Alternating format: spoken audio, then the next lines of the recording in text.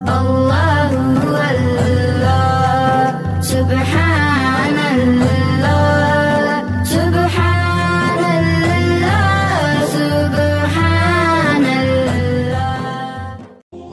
نصیب کون ہے جو جوانی میں توبہ کرتے ہیں؟ جوان کی توبہ پہ عرش الہی جھوم اٹھتا ہے۔ تو خوش نصیب لوگ ہیں جن کو سچی توبہ کی توفیق نصیب ہوتی ہے، اور وہ لوگ جو اپنی زندگیاں یوں ہی بسر کر دیتے ہیں اور راہ مستقیم پہ نہیں آتے، آوارگی میں بسر کر دیتے ہیں، تو پھر منو مٹی تلے چلے گئے لوگ کہانی بھی بھول جاتے ہیں۔ تو قبل اس سے کہ وقت آئے مجھے اور آپ کو اپنی آخرت کے لیے ضرور کوشاں ہونا چاہیے، اور سچی توبہ سے اپنی آخرت کی تیاری کرنی چاہیے۔ کل کا پچھتاوا آج کے پچھتاوے سے بہتر ہے۔ کل کا پچھتاوا تو سوائے حسرت دکھ بڑھانے کے اور کیا ہوگا؟ آج کا پچھتاوا زندگی بدل دے گا۔ وقت پر کافی ہے ایک قطرہ بھی آب خوش ہنگام کا، جل گیا جب کھیت برسا می تو پھر کس کام کا۔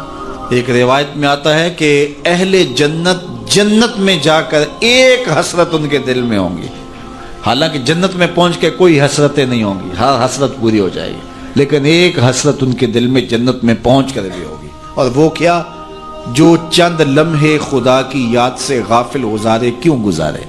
تو خوش نصیب ہیں وہ لوگ جو اپنے لمحات کی قدر کرتے ہیں۔ تو آج موقع ہے، آج فرصت ہے، سورج مغرب سے نہیں چڑھا، توبہ کا دروازہ بند نہیں ہوا، اللہ کی رحمت کے در کھلے ہیں، روزانہ آواز آتی ہے کوئی مجھ سے معافی مانگنے والا میں اس کو معاف کر دوں، تو اس کے حضور آج حاضر ہو جائیں۔ کل تو آنا ہی ہے، پھر جو کفن میں منہ چھپا چھپا کے آتے پھریں گے، اچھا نہیں ہے کھلے منہ سے چلے جائیں۔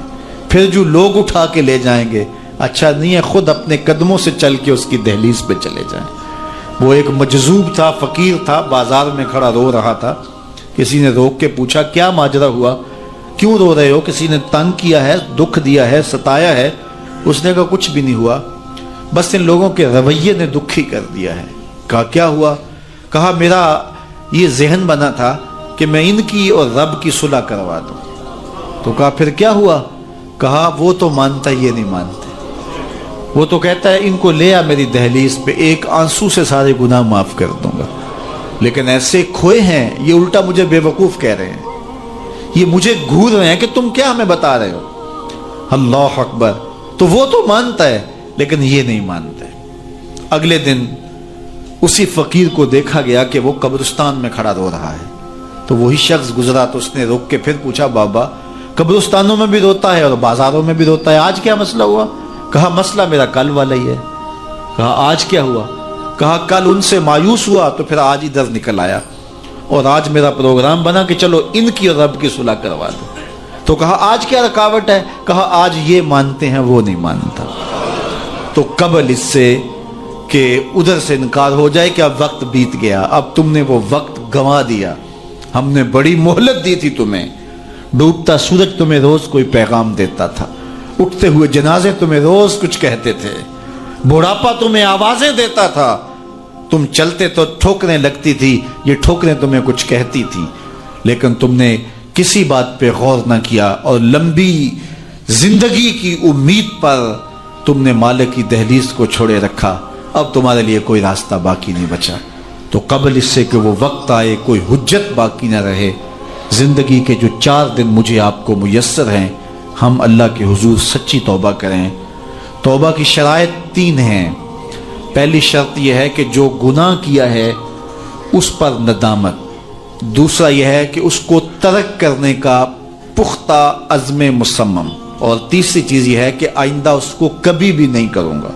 اگر یہ 3 شرطوں کے ساتھ کوئی اللہ کے حضور حاضر ہو جاتا ہے تو وہ سچی توبہ ہے۔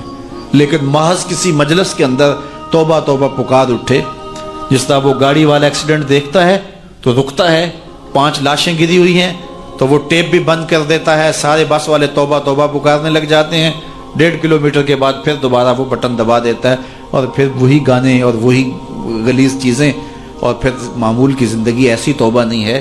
توبہ یہ ہے کہ ما قبل کہ جو اعمال ہیں ان سے ندامت پیدا ہو اور ان کو ترک کر دیا جائے، اور آئندہ عزم مصمم رکھا جائے، تو اللہ تعالیٰ جل شانہ سچی توبہ کو قبول کرتا ہے اور پھر توبہ کرنے والے کے ما قبل کے سارے گناہ مٹا کے نیکیوں میں تبدیل کر دیتا ہے۔ اللہ جل شانہ مجھے بھی آپ کو بھی سچی توبہ کی توفیق سے مالا مال فرمائے اور زندگی کی ایک ایک ساتھ اپنے دین کے لیے گزارنے کی توفیق دے۔